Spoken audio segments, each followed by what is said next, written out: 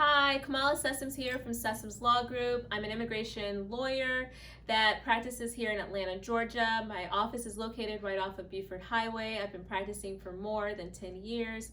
And today I am just coming briefly to give some quick information that I've received in regards to deferred action for childhood arrivals, otherwise known as DACA. As anyone may know, if you keep track of the news and immigration news particularly, DACA was a big thing in the news on June the 18th, 2020, when the U.S. Supreme Court issued a decision regarding how initial DACA applications should be processed. Specifically, immigration is now, or USCIS rather, is now supposed to, according to the Supreme Court decision, to accept initial DACA applications. This was a joyous day for many people who are eligible for DACA, and as an immigration attorney, I was very excited for clients who I knew wanted to apply but were not able to when DACA was terminated for initial applicants in 2016 after President Trump's election and going into office.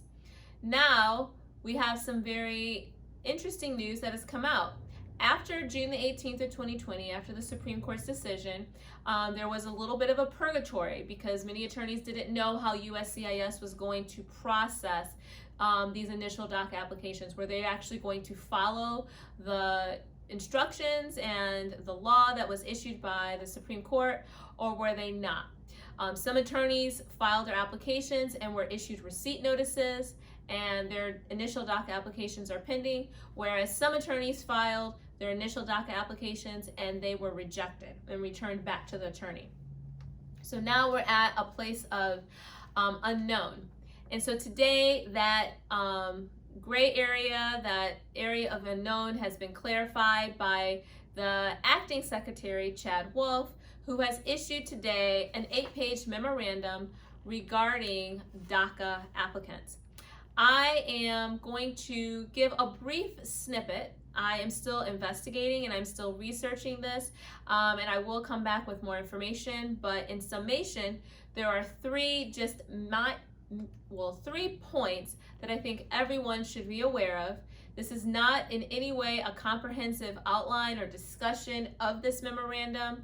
I will be coming back with more further in-depth information, but I think that these 3 points are really kind of a highlight and make everyone aware of where the administration, the current presidential administration and USCIS, how they are going forward.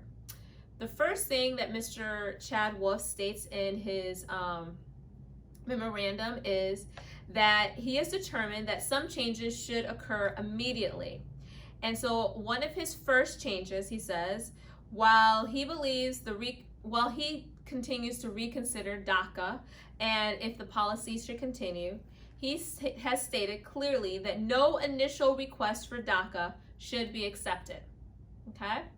I will repeat. No new initial request for DACA should be accepted. Second, the second thing he says is advanced parole should be granted to current DACA beneficiaries only in exceptional circumstances.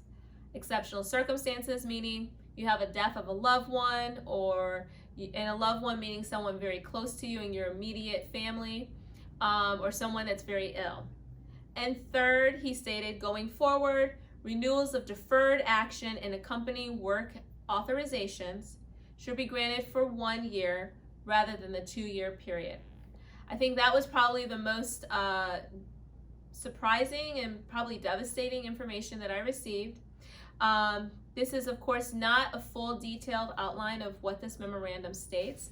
He does give some further directives that I will discuss later in another video, but for right now, I think that everyone who has DACA, and me as an attorney, I'm looking towards possible class action lawsuit, filing with other attorneys.